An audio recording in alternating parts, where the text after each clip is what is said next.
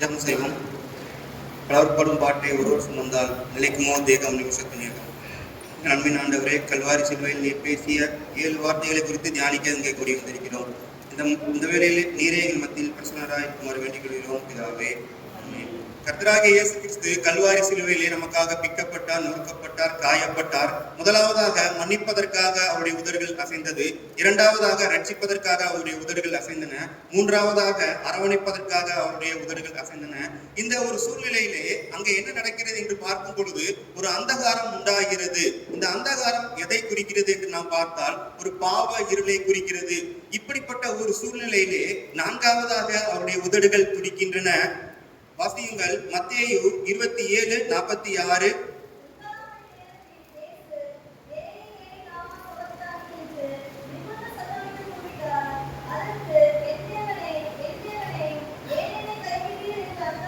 இதில் நாம் பார்க்கிறோம், என் தேவனே என் தேவனே ஏன் என்னை கைவிட்டீர் என்று அர்த்தமாம். அப்படிப்பட்ட ஒரு வார்த்தையை அவர் பேசியிருக்கிறார். இதே வசனம் மார்க்கு நற்செய்தி நூலிலும் கூறப்பட்டுள்ளது. மார்க்கு 15ஆம் அதிகாரம் 33-34 வசனம்.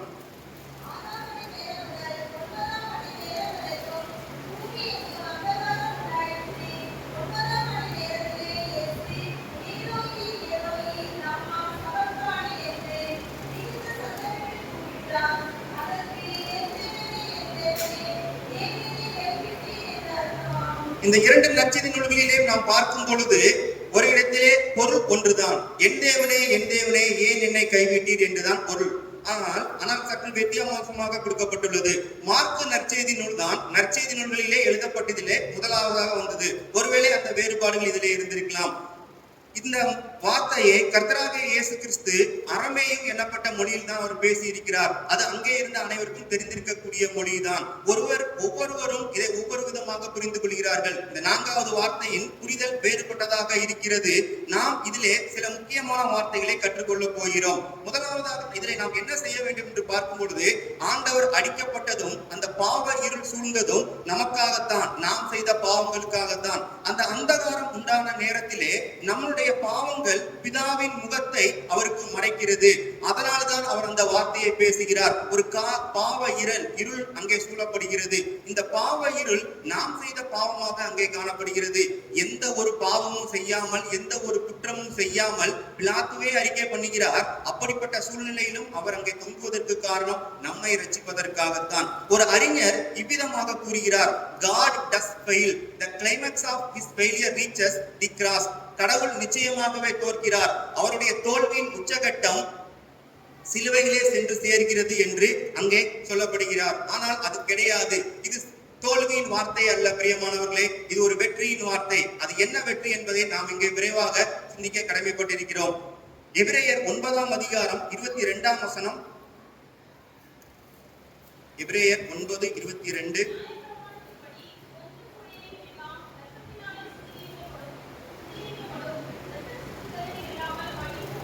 ரத்தம் சிந்துதல் இல்லாமல் மன்னிப்பு உண்டாகாது. இங்கே நாம் பார்க்கிறோம், மன்னிப்பு என்ற ஒன்று வேண்டுமானால் அங்கே ரத்தம் சிந்தப்பட வேண்டும். நியாயப்பிரமாணத்தை நாம் பார்க்கும் பொழுது ஏதாவது ஒரு பாவம் செய்தால் அதை மன்னிப்பதற்காக என்ன பண்ணுவார்கள்? முந்தைய காலத்திலே ஆட்டுக்குட்டியை கொண்டு வருவார்கள். இங்கே அத்தனை ஆட்டுக்குட்டிகள் கொண்டு வரப்படவில்லை.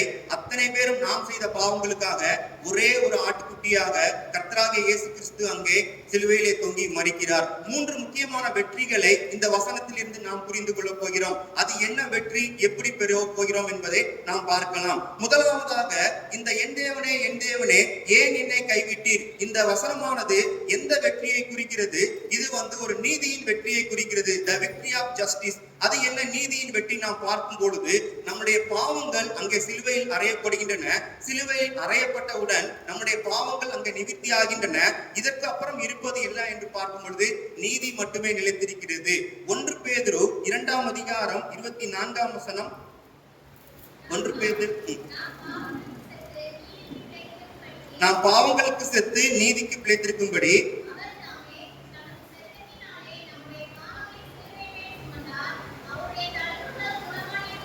இதிலே நாம் பார்க்கிறோம், அவர் நம்முடைய பாவங்களை சிலுவையிலே சுமந்து தீர்க்கிறார். அப்படி தீர்க்கும் பொழுது நாம் பாவங்களுக்காக மரிக்கிறோம். என்று அவர் சிலுவையிலே தொங்கினாரோ அன்றே நம்முடைய பாவங்கள் அனைத்தும் அங்கே மரிக்கப்பட்டு விட்டன. நம்முடைய பாவங்கள் கழுவாயாக மாற்றப்பட்டு விட்டன. அனைத்தும் சுத்திகரிக்கப்பட்டு விட்டன. இப்பொழுது நம்முடைய மத்தியில் என்ன இருக்கிறது? நீதி என்ற ஒன்று மட்டுமே இருக்கிறது. அதற்கு நாம் என்ன செய்ய வேண்டும்? நம்முடைய பாவங்களை முற்றிலுமாக சிலுவையிலே அறைந்த இயேசுவை நினைத்து பாவங்களில் இருந்து விலக வேண்டும். இந்த நீதியின் வெற்றி எப்படி வரும் நமக்கு? என்று நம்முடைய பாவங்களை நாம் விட்டு நீதிக்கு திரும்புகிறோமோ அன்று நமக்கு நீதியின் வெற்றி நமக்கு கிடைக்கும். ஆண்டவருடைய பாவங்களை சுமந்து தீர்த்து விட்டார். இனிமேல் நாம் நீதிக்காக வாழ வேண்டும். இரண்டாவதாக என்ன வெற்றி என்று நாம் பார்க்கும் பொழுது the victory of sacrifice, தியாகத்தின் வெற்றி என்ற தலைப்பிலே நாம் பார்க்கலாம். யோவான் நற்செய்தி நூல் 12ஆம் அதிகாரம் 24ஆம் வசனம். மெய்யாகவே மெய்யாகவே நான் உங்களுக்கு சொல்லுகிறேன், கோதுமை மணியானது நிலத்தில் விழுந்து சாகாவிட்டால், இதிலே நாம் பார்க்கிறோம், கோதுமை மணியானது நிலத்தில் விழுந்து அது சாக வேண்டும். அதாவது அது தியாகமாக இருக்க வேண்டும். அப்படி இருந்தால் மட்டுமே அது பலனை கொடுக்கும். ஒருவேளை ஒரு விதை முளைக்க வேண்டும் என்றால் அது மண்ணிலே விழுந்து அது மரிக்க வேண்டும். அதிலிருந்து புதிய கிளைகள், புதிய மரங்கள் வரும். ஆண்டவராகிய இயேசு கிறிஸ்து கல்வாரி சிலுவையிலே தன்னை ஒரு தியாக பலியாக ஒப்புக்கொடுக்கிறார். இந்த தியாகத்தில் இருந்து பல கிறிஸ்தவ மிஷனரிகள் வருகிறார்கள். நம்முடைய பகுதியிலே நாம் நன்கு அறிந்த மிஷனரி தான் ஒருவேளை ரேனியஸ் ஐயர் அவர்கள் 1820ஆம் ஆண்டிலே இந்தியா பகுதிக்கு வருகிறார், ஜெர்மன் தேசத்தில் இருந்து. அப்படி வரும்பொழுது முதலாவதாக தரங்கம்பாடி என்ற பகுதிக்கு செல்கிறார். இந்த தரங்கம்பாடி எப்படிப்பட்ட பகுதி என்று நாம் பார்க்கும் பொழுது டேனியர்களின் குடியேற்றம் அங்கே இருக்கிறது. சீகன் பால்கி இவர்கள் தான் இங்கேதான் முதலாவதாக அச்சுக்கூடத்தை நிரூபிக்கிறார்கள். வரக்கூடிய மிஷனரிகள் முதலாவதாக தமிழை இங்குதான் கற்பார்கள். சோ இப்படி வரும் பொழுது ரேனியஸ் ஐயர் அவர்கள் முதலிலே இங்கே தமிழ் மொழியை கற்றுக்கொள்கிறார். கற்றுக்கொண்டு அவர் சுவிசேஷத்துக்காக வருகிறார். அவர் வந்த பகுதி திருநெல்வேலிக்கு வருகிறார். இன்று அவருக்கு சிறப்பான ஒரு அடைமொழி உண்டு. என்ன என்று நாம் பார்க்கும்போது என்ன சொல்லுவோம்? ரேனியஸ் ஐயர் நெல்லை அப்போஸ்தலன் என்று நாம் சொல்லுவோம். அப்படிப்பட்ட ரேனியஸ் ஐயருக்கு அவர் சந்தித்த இன்னல்கள் கொஞ்சம் நஞ்சம் அல்ல. கிட்டத்தட்ட 300க்கும் அதிகமான திருச்சபைகளை உருவாக்கியவர். 1820ஆம் ஆண்டுகளில் இருந்து அவருடைய ஊழிய பயணம் தொடங்குகிறது. ஒவ்வொரு பயணத்திற்கும் அவர் குதிரை வண்டியிலே வருகிறார். ஒவ்வொரு பகுதியிலும் அவர் சுவிசேஷத்தை பிரசங்கிக்கிறார். நம்முடைய பகுதியிலேயே சாத்தாங்குளத்திலே அப்போது நடந்த சந்தையிலே அவர் நடத்திய அந்த பிரசங்கத்தை கேட்ட 2 பேர், நமது ஊரை சேர்ந்த முதலாவதாக 2 பேர் அங்கு கேட்கிறார்கள். இப்படித்தான் பல சபைகளை அவர் வளர்க்கிறார். அவருடைய கடைசி காலத்தில் நாம் பார்க்கும் பொழுது அவரை அந்த சபையில் இருந்து நீக்கி விடுகிறார்கள். அதுக்கப்புறம் அவருடைய கல்லறைக்கு இடம் கொடுக்கப்படவில்லை. நீங்கள் சென்று பார்த்தால் திருநெல்வேலியிலே குளோரிந்தா ஆலயத்திலே தான் கிறிஸ்தவ மிஷனரிகளுடைய கல்லறைகள் நிறைய இருக்கும். ஆனால் ரேனியஸ் ஐயருடைய கல்லறை எங்க இருக்கு? இதை நீங்க சற்று யோசித்து பார்க்க வேண்டும் பிரியமானவர்களே. நம்முடைய ரேனியஸ் ஐயர் அவருடைய தியாகம் இல்லை என்றால் நாம் இங்கிருந்து இப்பொழுது உட்கார்ந்திருப்போமா என்று நமக்கு தெரியாது. அவருடைய கல்லறை ஒரு தெருவோரத்திலே, ஒரு ரோட்டு ஓரத்தில் தான் அமைந்திருக்கிறது. என்னுடைய மனதிலே அடிக்கடி எழக்கூடிய ஒரு கேள்வி ஒன்று. ஒருவேளை கிறிஸ்தவ மிஷனரிகள் இங்கே வரவில்லை என்றால் நாம் எப்படி இருந்திருப்போம்? ஒருவேளை இப்பொழுது ஒரு கேள்வி, ஒருவேளை ஆண்டவர் தம்முடைய தியாகமாக அங்கு ஒப்படைக்கப்படவில்லை என்றால் நாம் எப்படி இருந்திருப்போம்? ஆண்டவர் நமக்காகத்தான் அவர் தியாக பலியாக அங்கே மரிக்கிறார். அந்த தியாகத்தின் வெற்றியானது, அந்த தியாகத்தை வெற்றி பெற செய்வது நமது கரங்களில் தான் இருக்கிறது. நாம் எப்படி நடந்து கொள்கிறோம்? பாவத்தை விட்டு விலகி நீதிக்காக வாழ்ந்து ஒரு தியாகமான வாழ்க்கையை நாம் கொண்டு வரும் பொழுது அது ஒரு வெற்றியாக காணப்படுகிறது. இறுதியாக நாம் பார்க்கும் பொழுது இந்த வார்த்தை எதை குறிக்கிறது? The victory of love, அன்பின் வெற்றி என்பதை குறிக்கிறது. 1 யோவான் 2ஆம் அதிகாரம் 1ஆம் வசனம். 1 யோவான் 2ஆம் அதிகாரம் 1ஆம் வசனம்.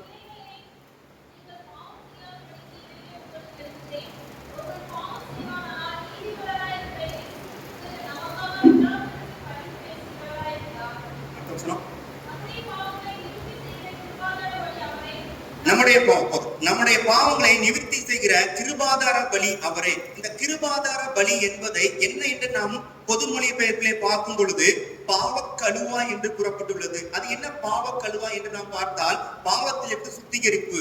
ஆண்டவர் நம்முடைய பாவத்தை சுத்திகரிக்கிறார். ஏன் நமது பாவத்தை அவர் சுத்திகரிக்க வேண்டும்? நம்மேல் வைத்த அன்பு மட்டும்தான் காரணம். இங்கே அவர் வந்ததுக்கான முக்கியமான நோக்கம் நம்முடைய மேல் வைத்த அன்பு. கிறிஸ்தவத்தினுடைய அடிப்படை என்ன என்று நாம் பார்க்கும் பொழுது அன்பிலே கிறிஸ்தவம் கட்டப்பட்டுள்ளது. இந்த கிறிஸ்தவ வாழ்க்கை என்பது வாழ்வதுதான். ஒருமுறை நமது ஒரு வீடியோவிலே நாம் பார்க்கும் பொழுது அதில் சொல்லப்பட்டிருந்தது, சமூக பணி என்பது ஆண்டவரை காண்பிப்பது. அதாவது ஆண்டவர் எப்படி வாழ்ந்தாரோ அதே போல் நாம் வாழ வேண்டும். நம்முடைய தியாகத்திலிருந்து மற்றவர்கள் அதை பெற்றுக்கொள்ள வேண்டும். ஆண்டவர் நம்ம மேல் வைத்த அன்பு வெற்றி பெறுவதற்கு இதுதான் ஒரு ஆதாரமான ஒரு விஷயம். கடைசியாக ஏசாயா 53 அதிகாரம் 4 வசனம்.